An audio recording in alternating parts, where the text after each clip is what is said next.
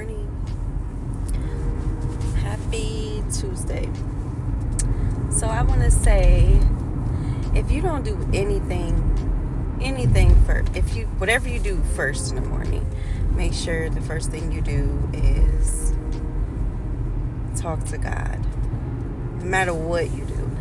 I don't care how you're feeling. I don't care if you woke up on the wrong side of the bed. Make sure God is the first person you have that conversation with in the morning. Make sure God is the person you have a conversation with at night before you go to bed. For me, that is something I have to do. It's mandatory that before I go to bed at night, I make sure I pray. Despite what I'm going through, despite who's not making me happy, I pray for those people. I do. I ask God to touch those people's heart. Another thing, when you pray at night and you wake up in the morning, your day is just gonna be so much better. Literally.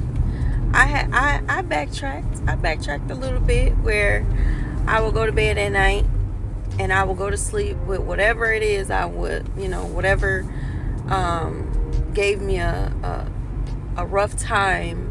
I would go to bed and not pray, and then I wake up in the morning and I just feel so disgusted. That's because I didn't put God first before I went to bed. So make sure we're putting the Lord first at night when we go to bed at night. Before we make that last phone call, make sure you put God first. Put Him first, especially so you can wake up the next day and feel refreshed and rejuvenated. And make sure you pray in the morning so God can, finish your day off just as beautiful as you woke up. That is something that, like I said, I have to do. Another thing, don't let anybody get in your way of happiness. I don't care who it is. Don't let nobody get in the way of your happiness. Everybody is not happy for you. Everybody's not happy for you. And when people see you glowing, people see you happy, people see you not stressing anymore, and people start calling you out on your bull crap, those people become miserable. And they start projecting things on you that ain't even for you. It's not even for you whatsoever. Don't let people do that to you. And for women, you are absolutely beautiful. Despite what somebody put you through, despite if that person made you feel low about yourself, you now got low self-esteem. Lift yourself up and embrace everything about you that God created, because you are amazing. You are so amazing. And that is coming from somebody who dealt with depression. Like, I dealt with so much depression, guys. I am a firm believer of healing, and I believe that God will heal whatever wounds that you carry, because I had to really sit in my own guilt, misery, everything that I held on to from past relationships, hurt that I never really released. God allowed me to sit in it, and I had to heal myself, because it was just me and God, God, and my tears. But I'm no longer in that space. Although, when the devil see that you are moving differently, he start moving differently too, and he'll start trying to tear you down, or he'll test people to try to tear you down. And for the most part, the enemy loves using people that are close to you to tear you down, whether people want to believe that or not. And I'm not calling people devils or anything like that.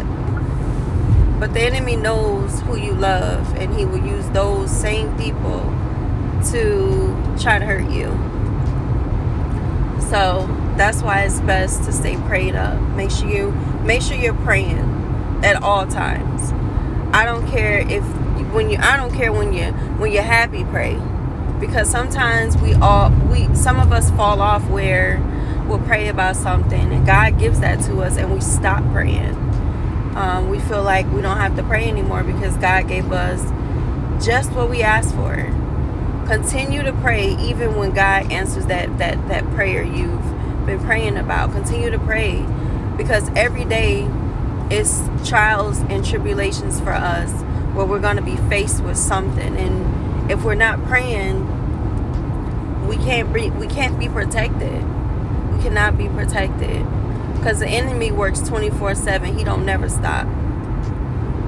He working in your sleep. When you having them bad dreams and you feel like something about to happen or whatever, the enemy is working at all times. At all times. And he does not like marriage whatsoever. And so as for me, like, I know a lot of people have, may question, oh, well, why is she still married? Why she ain't divorcing her husband? I don't want to divorce my husband. Now, if that's something that he wants to do, I'll give that to him. But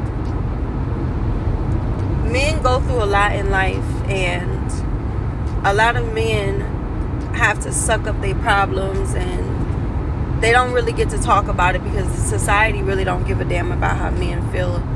So as for me, my husband, he's going through something, and even if he don't come out of it and we end up divorcing, that's God. That I don't want to say that's God's will, because I feel like whatever is meant,